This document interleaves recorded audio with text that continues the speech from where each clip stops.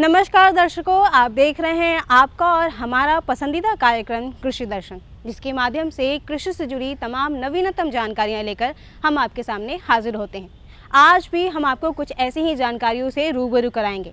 आज हमारे विशेषज्ञ द्वारा आपको जानकारी देंगे पशुओं में गला घोटू रोग के कारण, लक्षण एवं उनके बचाव के बारे में, और साथ ही साथ जानेंगे पशुओं में प्रजनन संबंधी समस्याएं एवं उनके निराकरण के बारे में। लेकिन सबसे पहले आइए देखते हैं खबरें खेती की। खबरें खेती में आपका स्वागत है। आइए जान लेते हैं आज के मुख्य समाचार। मिट्टी जांच के लिए सॉइल हेल्थ कार्ड स्कीम, लीची के बागों में जल जमाव ना होने दें, और किसानों के सहायक रोटावेटर मशीन। किसान भाई बहनों, एक अच्छी फसल पाने के लिए मृदा में आवश्यक पोषक तत्वों का होना बेहद आवश्यक होता है। पोषक तत्वों की सही मात्रा सुनिश्चित करने के लिए मृदा में पोषक तत्वों की उपलब्धता का ज्ञान होना बेहद जरूरी है। इसी उद्देश्य से सरकार द्वारा सॉइल हेल्थ कार्ड की योजना के माध्यम से मृदा की निःशुल्क जांच की व्यवस्था कराई जा रही है, जिससे कि किसानों की समस्या का समाधान किया जा सके। हम लोग 12 पैरामीटर मिट्टी पे जांच करते हैं, जिसमें pH, EC, organic carbon, nitrogen, phosphorus, sulphur, zinc, copper, FeMn। हम लोग हर साल हम लोग को सरकार द्वारा मिट्टी नमूनों का जांच का टारगेट पटना से फिक्स होता है। इस बार सन 22-23 में 14,500 मिट्टी नमूनों का टारगेट है, जिसमें हम लोग मिट्टी जाँच करके विभिन्न पैरामीटर पे हम लोग सॉइल हेल्थ कार्ड बनाकर किसानों को पंचायतें और गांव पर जाकर विस्तृत करते हैं। किसान भाई बहनों, यदि आपने आम और लीची के बाग लगाए हैं तो इन महीनों में उनका खास ख्याल रखें, जैसे कि उनमें जल जमाव ना होने दें, सूखी हुई डालियों को हटा दें, जिससे कि बाकी डालियां उससे प्रभावित ना हो। छोटी छोटी सावधानियां बरतकर हम पौधों का पूरा विकास सुनिश्चित कर सकते हैं, जिससे कि अच्छा उत्पादक प्राप्त हो और आपको पूरा लाभ मिल पाए। बागों के जीर्णोद्धार के भी ये उपयुक्त समय है।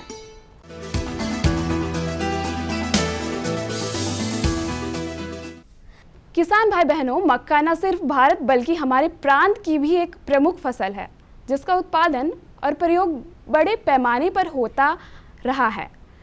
बांका जिले के कटोरिया प्रखंड के किसान राजू कुमार एक ऐसे ही मेहनती और कर्मठ किसान हैं, जो कि मक्का की खेती करके समृद्धि की दास्तान लिख रहे हैं। आइए जानते हैं उनकी सफलता की कहानी, उनकी ही जुबानी। से बेचते हैं, भुट्टा बेचते हैं, इससे पैसा होता है, बच्चा को पढ़ाते लिखाते हैं। अब हम सभी लोग मतलब उपजा रहे हैं इस कुआं से। जिंदगी ही हम लोग का बदल गई। दलहनी फसलों में अरहर का विशेष स्थान है। अरहर की दाल में लगभग 20 से 21% तक प्रोटीन पाई जाती है। साथ ही इस प्रोटीन का पाच्य मूल्य भी अन्य प्रोटीन से अच्छा होता है। अरहर की दीर्घकालीन प्रजातियां मृदा में 200 किलोग्राम तक वायुमंडलीय नाइट्रोजन का स्थिरीकरण कर मृदा उर्वरकता एवं उत्पादकता में वृद्धि करती है। शुष्क क्षेत्रों में अरहर किसानों द्वारा प्राथमिकता से बोई जाती है। असिंचित क्षेत्रों में इसकी खेती लाभकारी सिद्ध हो सकती है, क्योंकि गहरी जड़ के एवं अधिक तापक्रम की स्थिति में पत्ती मोड़ने के गुण के कारण यह शुष्क क्षेत्रों में सर्व उपयुक्त फसल है।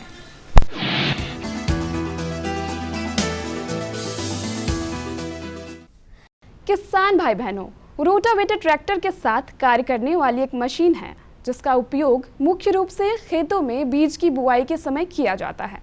रोटावेटर मक्का, गेहूं, गन्ना आदि के अवशेष को हटाने की अथवा मिट्टी में अवशेषों का मिश्रण करने के लिए उपयुक्त माना जाता है। रोटावेटर के उपयोग से मिट्टी के स्वास्थ्य में सुधार भी आता है। इसके अलावा धन, लागत, समय और ऊर्जा की भी बचत होती है। अब जानते हैं क्या है आज का मंडी भाव। मंडी भाव में आइए चलते हैं मुसल्लमपुर हाट, जहां जानेंगे आलू प्याज के थोक भाव। लाल आलू 1800 रुपये प्रति क्विंटल, सफ़ेद आलू 1500 रुपये प्रति क्विंटल, लोकल प्याज 2400 रुपये प्रति क्विंटल। अब समय है मौसम पूर्वानुमान का। मौसम विभाग से प्राप्त जानकारी के अनुसार कल राजधानी पटना का अधिकतम तापमान 37 डिग्री सेल्सियस एवं न्यूनतम तापमान 30 डिग्री सेल्सियस रहने की संभावना है। अरे भाई रामेश्वर, क्या बात है, बड़े परेशान दिख रहे हो? सोच रहा था कि अभी तो हाथ पांव चल रहे हैं तो खेती कर पा रहा हूँ, कल को जब इनमें ताकत नहीं रहेगी गुजारा कैसे होगा? पेंशन से। पेंशन? हाँ, और वो भी हम जैसे किसानों के लिए। अब हम जैसे छोटे किसान भी 60 साल के होने पर 3000 रुपए मासिक पेंशन पा सकते हैं। सच में? हाँ, चलो मैं तुम्हें दिखाता हूँ। 18 से 40 वर्ष की आयु के लघु और सीमांत किसान इस स्वैच्छिक और अंशदायी पेंशन योजना में 55 रुपए से 200 रुपए की मासिक किस्त देकर प्रवेश कर सकते हैं। भारत सरकार भी हर महीने किसान के बराबर किस्त का योगदान करेगी।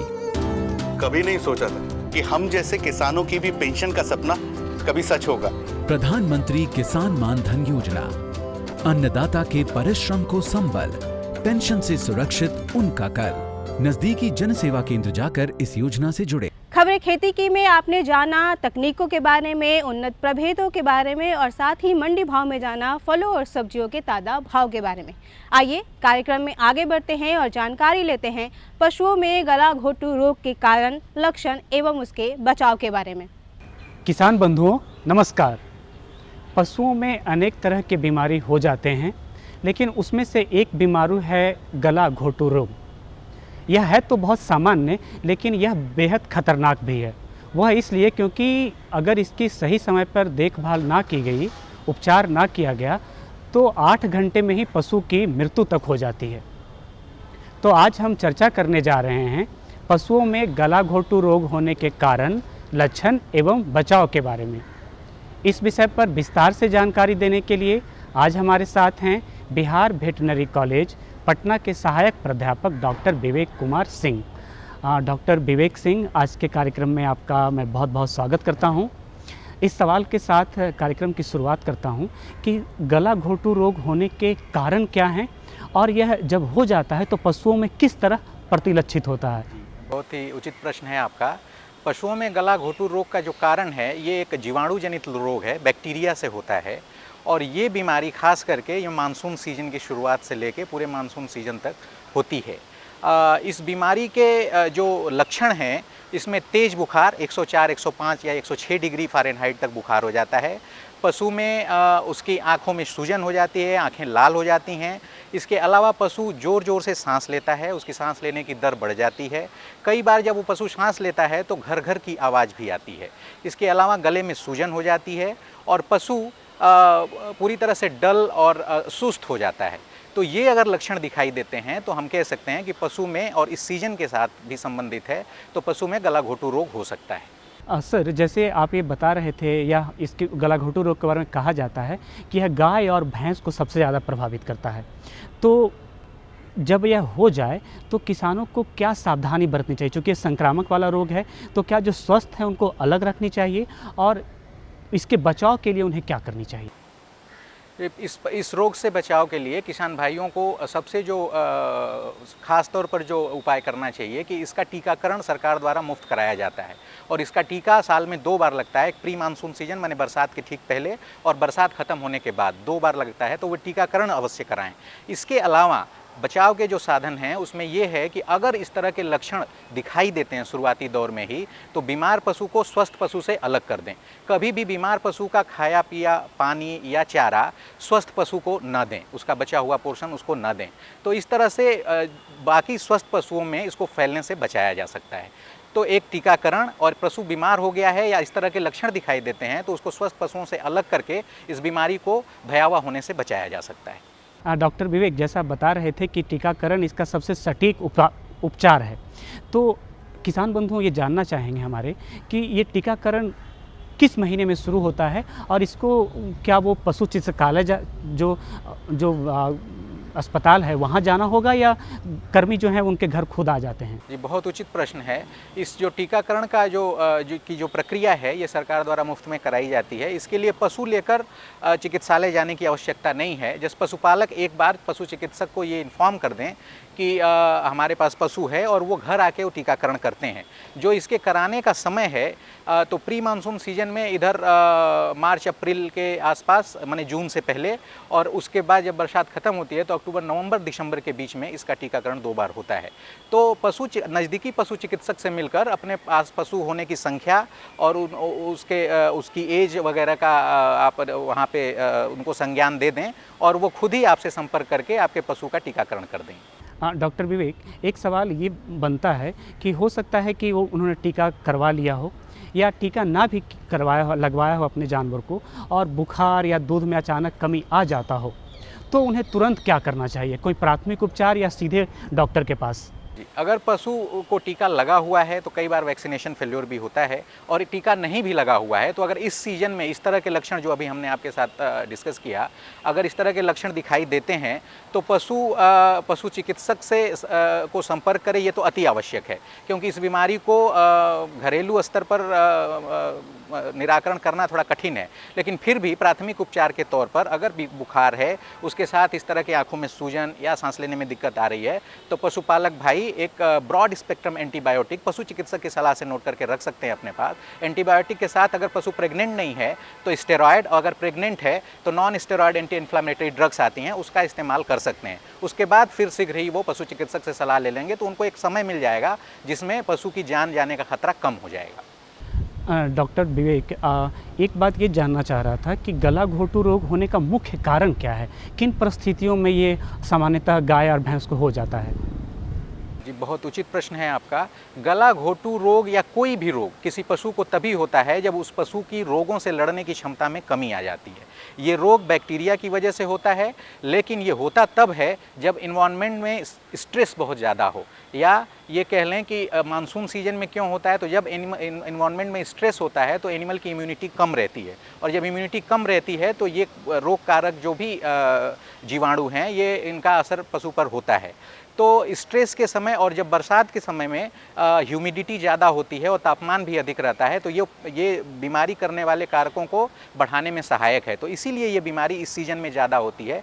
तो इम्यूनिटी का ही या उसके रोग प्रतिरोधी क्षमता का ही की वजह से ही, उसकी कमी की वजह से ही ये बीमारी पशुओं में होती है।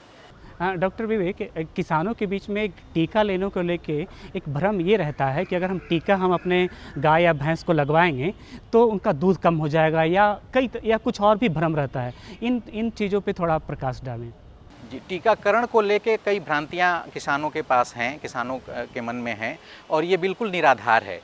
अगर आप टीकाकरण कराते हैं तो ये पशु को स्वस्थ रखने का केवल एक ही साधन है कि आप टीकाकरण कराएं, क्योंकि बीमारी होने के बाद पशु हो सकता है बच जाए और हो सकता है कि ना भी बचे। तो अगर आप चाहते हैं कि पशु स्वस्थ रहे तो टीकाकरण अति आवश्यक है, उसके अलावा और कोई उपाय नहीं है। जो भ्रांतियां हैं कि टीका लगवाने से दूध में कमी आ जाती है पशु में, ये एक तरह से भ्रांति ही है। हाँ, कुछ समय के लिए, 1 या 2 दिन के लिए, या एक टाइम के लिए, शाम के या सुबह के टाइम में एक टाइम के लिए दूध थोड़ा कम हो सकता है। ये केवल उस पेन की वजह से होता है जो टीका लगाते समय निडल चुभती है। अदरवाइज इसमें ऐसा कुछ भी नहीं है कि दवा की वजह से पशु का दूध कम हो। ये बिल्कुल सुरक्षित है और अच्छे टीके आजकल उपलब्ध हैं, इसको जरूर करवाएं। डॉक्टर विवेक, आज आप कार्यक्रम में आए और विषय पर बहुत ही अच्छी जानकारी दी, इसके लिए बहुत बहुत धन्यवाद।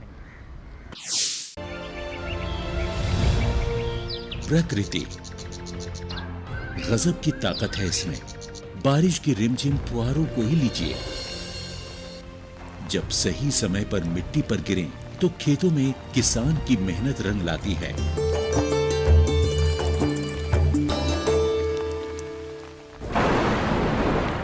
लेकिन वही बारिश बेमौसम हो जाए तो फिर तबाही का मंजर दिखाती है।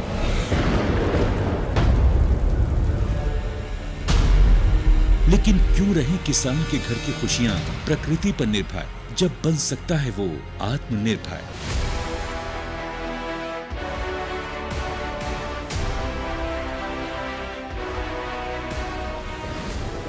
किसानों को प्राकृतिक आपदाओं की वजह से फसली नुकसान होने की स्थिति को ध्यान में रखते हुए भारत सरकार ने 2016 में प्रधानमंत्री फसल बीमा योजना की घोषणा की। इस बीमा योजना का उद्देश्य विभिन्न प्रकार की प्राकृतिक आपदाओं जैसे ओले गिरना, जल भराव, बाढ़ का आना, बादल फटना, प्राकृतिक रूप से आग लग जाना, भूस्खलन, चक्रवाती तूफान, बेमौसम बारिश, फसल की बीमारियां, आकाशीय बिजली, कीटों के हमले वगैरह से होने वाले नुकसान की स्थिति में किसानों को वित्तीय सहायता प्रदान करना है। इस बीमा योजना के अंतर्गत फसल की विभिन्न अवस्थाओं को शामिल किया गया है, यानी पूरे फसल चक्र का सुरक्षा कवच। जिस दिन फसल काटकर खेत में सुखाने के लिए फैलाई, उसके अगले ही दिन मूसलाधार बारिश हो गई, सारी उपज बर्बाद हो गई। लेकिन ये तो अच्छा था कि मैंने फसल का बीमा करा रखा था, मैं नुकसान से बच गया और क्लेम की रकम भी मुझे आसानी से मिल गई। सारा भुगतान मेरे बैंक अकाउंट में हो गया। प्रधानमंत्री फसल बीमा योजना बहुत ही लाभकारी है और इसकी प्रक्रिया बहुत ही सरल है। पहली बात तो ये समझिए कि अगर आप अधिसूचित फसलों की खेती करने वाले किसान हैं, तो आप फसल बीमा के लिए पात्र हैं। इसमें काश्तकार किसान और बटाईदार सहित सभी किसान शामिल हैं। अनाज, दलहन, तिलहन और कुछ वार्षिक वाणिज्यिक फसलों को PMFBY के अंतर्गत कवर किया जाता है। ये दुनिया की तीसरी सबसे बड़ी और कामयाब फसल बीमा योजना है। केंद्र सरकार और राज्य सरकारों के अलावा 18 बीमा कंपनियां, 540 बैंक तथा 45,000 जन सेवा केंद्र प्रधानमंत्री फसल बीमा योजना को किसानों तक पहुंचाने में कार्यरत हैं। इस योजना में प्रीमियम कम होने के कारण सभी स्तर के किसान इसका लाभ ले सकते हैं। खरीफ फसलों के लिए बीमित राशि का 2% प्रीमियम, रबी फसलों के लिए बीमित राशि का 1.5% प्रीमियम और बागवानी एवं वाणिज्यिक फसलों के लिए 5% प्रीमियम है। किसानों के लिए ये योजना कितनी लाभदायक है, इस बात का अंदाजा इससे ही लगाया जा सकता है कि 2016 में योजना की शुरुआत के बाद पहले 3 सालों में किसानों ने प्रीमियम के रूप में 13,000 करोड़ रुपए का भुगतान किया, जबकि अब तक फसलों के नुकसान के क्लेम के रूप में उन्हें 60,000 करोड़ रुपए मिल चुके हैं, यानी जमा राशि के मुकाबले 4.5 गुना अधिक राशि दावों के रूप में प्राप्त हो चुकी है। अब तक हर साल खरीफ और रबी के मौसम के दौरान 5 करोड़ से भी अधिक किसान इस योजना से जुड़े हैं। 2020 के लिए बीमा कराने की प्रक्रिया शुरू हो चुकी है। पंजीकरण की कट ऑफ तिथि हर राज्य में अलग अलग तय होती है। अपने क्षेत्रों या गांवों की अधिसूचित फसलों की सूची, बीमित राशि एवं कट ऑफ तिथि की अधिक जानकारी के लिए आप निकटतम कृषि अधिकारी, जन सेवा केंद्र एवं बीमा कंपनी के प्रतिनिधि से संपर्क करें। www.pmfby.gov.in पर लॉगिन करके या फसल बीमा ऐप क्रॉप इंश्योरेंस ऐप का उपयोग करके अपनी फसल के नामांकन के लिए आवेदन किया जा सकता है। नामांकन के लिए इन दस्तावेजों की जरूरत होती है: नवीनतम आधार कार्ड, मोबाइल नंबर, बैंक खाता विवरण, भू अभिलेख दस्तावेज जिसमें जमीन के कागजात और राज्य सरकार द्वारा निर्देशित कोई भी अन्य दस्तावेज। कैसे मिलेगा फसल नुकसान होने पर दावे का भुगतान? PMFBY योजना में बीजों की बुआई से लेकर फसल कटाई के बाद सुखाने के उद्देश्य से खेतों में 14 दिनों तक फैलाई जाने वाली फसलों के पूरे फसल चक्र के दौरान जोखिम के कवर को प्रदान करता है। स्थानीय आपदा के कारण या अगर फसल कटाई के बाद बीमित फसलों को प्राकृतिक आपदा से नुकसान होता है, तो बीमित किसान को 72 घंटे के भीतर इसकी सूचना बीमा कंपनी, बैंक या फिर राज्य सरकार के अधिकारियों या बीमा कंपनी के टोल फ्री नंबर पर देना आवश्यक है। जोखिमों में उपज हानि का आकलन फसल कटाई प्रयोगों के आधार पर किया जाता है। आपदा के कारण हुए नुकसान पर किसान को बीमा कंपनी द्वारा क्लेम राशि का उचित भुगतान मिलता है। क्लेम राशि का भुगतान सीधे किसान के बैंक खाते में किया जाता है।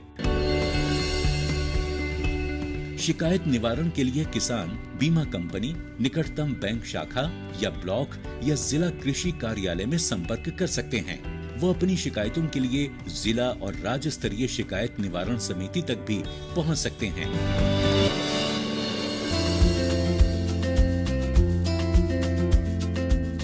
दरअसल पहले सभी ऋणी किसान जो बैंकों या वित्तीय संस्थानों से मौसमी कृषि ऋण या केसीसी का लाभ उठा रहे थे, उन्हें अनिवार्य रूप से इस योजना में शामिल किया जाता था। लेकिन फरवरी 2020 में किसानों के हित में नामांकन प्रक्रिया में एक बड़ा बदलाव करते हुए अब इस योजना को सभी किसानों के लिए स्वैच्छिक कर दिया गया है। प्रधानमंत्री फसल बीमा योजना किसानों को उनकी मेहनत से उगाई फसल को सुरक्षित करके देश को आत्मनिर्भर बनाने की दिशा में अहम कदम साबित हो रही है। जब किसान बढ़ेगा प्रकृति निर्भरता से आत्मनिर्भरता की ओर, तभी तो बनता है आत्मनिर्भर राष्ट्र। किसान साथियों, अभी अभी आपने जानकारी ली पशुओं में गलाघोटू रोग के कारण, लक्षण एवं उसके बचाव के बारे में। आइए एक और विषय से संबंधित जानकारी लेते हैं, जो कि है पशुओं में प्रजनन संबंधी समस्याएं एवं उनके निराकरण के बारे में। नमस्कार। दुधारू पशुओं में कुछ कमियों के कारण कई तरह की समस्याएं आती रहती हैं और उन समस्याओं में गर्भपात की समस्या आमतौर पर देखी जाती है, जिसके कारण हमारे किसान भाई अनेक परेशानियों से गुजरते हैं और आर्थिक परेशानियों से गुजरते हैं। तो किसान भाई, इसका क्या कारण है और इसका निवारण कैसे किया जाए, इस पर हम बात करेंगे। और आज का जो हमारा चर्चा का विषय है वह है पशुओं में प्रजनन संबंधित समस्याएं एवं उनका निराकरण। और इस पर विस्तृत रूप से जानकारी देने के लिए हमारे साथ जुड़ रहे हैं हमारे पशु विशेषज्ञ, जो कि हैं डॉक्टर दुष्यंत यादव, सहायक प्राध्यापक, बिहार वेटेनरी कॉलेज, पटना से। सर, आपका हमारे कार्यक्रम में बहुत बहुत स्वागत है। नमस्कार, सभी किसान भाइयों को मेरा सादर नमस्कार। सर, सबसे पहले हमारे आप किसान भाइयों को बताएं कि दुधारू पशुओं में प्रजनन संबंधित समस्याएं किन कारणों से होती है। आपने बहुत अच्छा सवाल पूछा है और किसान भाइयों में बहुत ज़्यादा भ्रम भी फैला रहता है कि हमारा पशु क्यों गाभिन नहीं हो रहा, क्या क्या समस्याएं आ रही हैं। तो सबसे बड़ी समस्या है कि बार बार पशुओं का गर्भ ठहरना नहीं होता। बार बार हम इस पर सीमन करवाते हैं या नेचुरल ब्रीडिंग या सांड से करवाते हैं, लेकिन उसका गर्भधारण नहीं होता। दूसरा, गर्भधारण होने के बाद कभी कभी गर्भपात हो जाता है। तीसरा एक बहुत बड़ा कारण है जिसके कारण गर्भधारण में बहुत समस्याएं आती हैं, जो है कि पशुओं के जो ओवरी है, अंडाशय वहाँ से नहीं निकल पाता है या उसमें रसौली बन जाती है, गांठ बन जाती है। ये 3-4 समस्याएं बहुत ज़्यादा हैं। और एक जो गर्भधारण के बाद की समस्या है कि बच्चा फंस जाता है कभी कभी। तो उसका ये सब तमाम समस्याएं हैं जिनके कारण हमें प्रजनन संबंधी समस्याएं आती रहती हैं। सर, आपने बहुत अच्छी जानकारी दी। सर, आप हमारे पशुपालक भाइयों को बताएं कि मुख्य प्रजनन समस्या कौन कौन सी होती है। अच्छा, जैसा मैंने अभी बताया आपको कि सबसे बड़ी समस्या है कि बार बार गर्भधारण नहीं रुकना। बार बार सीमन हम किसान भाई करवाते हैं अपने पशुओं में, गाय भैंसों में, लेकिन वो समस्या बनी रहती है कि हम आके हमारे यहाँ बताते हैं कि हम 3 बार या 4 बार 10 बार गर्भधारण करवाए, लेकिन वो ठहर नहीं रही। तो नहीं ठहरना सबसे बड़ी समस्या है आज के इस कंस्ट्रक्ट में। और उसका मुख्य कारण है कि हमारा जो पशुओं का रहन सहन, आवास और खान पान की जो व्यवस्था है उसमें बदलाव जो हुआ है, उसी के चलते ये सब समस्याएं आ रही हैं। तो सर, अभी आपने बताया समस्याओं के बारे में, तो सर इन समस्याओं से बचने के लिए हमारे पशुपालक भाई किन किन बातों का ख्याल रखें। देखिए, 3-4-5 बातों का कम से कम ध्यान रखना बहुत आवश्यक है पशुपालकों को, जिससे प्रजनन संबंधी जो समस्याएं हैं उसका निराकरण हो सके या हम समय रहते उनका निदान कर सकें। तो पहला समस्या तो यह है कि पशुओं को संतुलित आहार नहीं मिल पाता है, उसके कारण प्रजनन संबंधी समस्याएं आती हैं। संतुलित आहार में हमें एक कंसंट्रेट, जिसको राशन या दाना लोकल लैंग्वेज में बोलते हैं, दाने की समुचित मात्रा उनको खिलानी है। पशुओं के आहार में नमक होना बहुत आवश्यक है। और उसके बाद जो मिनरल मिक्सचर होता है, मतलब खनिज लवण, ये खनिज लवण बहुत ही अति आवश्यक है हमारे पशुओं के लिए, जिनके कमी से तमाम समस्याएं, प्रजनन संबंधी समस्याएं हमारे पशुओं में आती रहती हैं। तो खनिज लवण ज़रूर दें, और जिसके कारण हमारी जो ठहराव नहीं रुकता है उसमें भी एक बहुत बड़ा योगदान है खनिज लवण की कमी का। तो ठहराव नहीं होने के कारण बार बार हमें किसान भाइयों को प्रजनन कराना पड़ता है, और लेकिन उसमें सफलता नहीं मिलती है। तो हमारा सुझाव है कि पर्याप्त मात्रा में राशन दें। दूध दे रही है तो उसके हिसाब से जैसे 3 लीटर दूध पर कम से कम 1 किलो दाना बढ़ा दें। और उसके बाद हम 2% जितना दाना दे रहे हैं उसमें 2% हम नमक डालें। और 2% 1 से 2% तक हम खनिज लवण डालें। जैसे अगर आपको नहीं परसेंट में समझ में आ रहा है तो 50 ग्राम खनिज लवण रोज़ उसको खिलाएं, कम से कम डेली बेसिस पे, जिससे हमारे पशुओं को फ़ायदा मिलेगा। सर, आप हमारे पशुपालक भाइयों को क्या सुझाव देना चाहते हैं जिससे वो अपने पशुओं का रख रखाव अच्छे से कर सकें?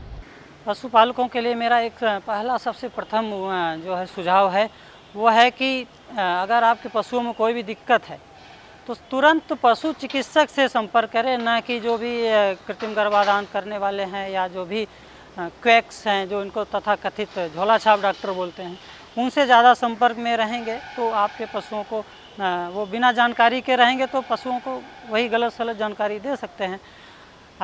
और दूसरा कि समुचित खान पान व्यवस्था जो हम लोग नहीं दे पाते हैं, थोड़ा बहुत उसको एक्सरसाइज भी ज़रूरी है। बहुत पशुपालक क्या करते हैं, जैसे खटाल वाले ज़्यादातर एक ही खूंटे बांधे रहेंगे तो उनको एक्सरसाइज भी नहीं मिल पाती है, तो उस कारण भी जैसे बच्चा फंस गया तो एक्सरसाइज की कमी से भी बच्चा फंस जाता है। तो थोड़ा बहुत व्यायाम और एक्सरसाइज भी उनको कराना है। नमक ज़रूर खिलाएं, जो मैंने अभी शुरू में बताया। मिनरल मिक्सचर दें और समय समय पर उसमें कीड़े की दवा देते रहें। कीड़े की दवा देने से क्या होगा, जो अंदरूनी कीड़े हैं पेट के, वो जो हमारे पोषक तत्व को खा जाते हैं, जो गाय को या भैंस को मिलना चाहिए वो खुद कीड़े खा जाते हैं। तो उस कीड़े के खाने के चक्कर में हमारा सारा सिस्टम पशुओं का ख़त्म हो जाता है। तो उसको निदान करने के लिए कीड़े की दवा हर 3 महीने 4 महीने पर करते रहें। सर, आप हमारे कार्यक्रम में आए और हमारे किसान भाइयों को इतनी विस्तृत जानकारियाँ दी, इसके लिए आपका बहुत बहुत धन्यवाद। दर्शकों, हम उम्मीद करते हैं कि हमारे आज के इस कार्यक्रम की कड़ी में दी गई तमाम जानकारियाँ आपके लिए लाभकारी होंगी। ऐसी ही जानकारियों के साथ हम फिर से हाजिर होंगे हमारे कार्यक्रम की अगली कड़ी में। फिलहाल वक्त हो चला है आपसे विदा लेने का, तो हमें दीजिए इजाज़त। नमस्कार।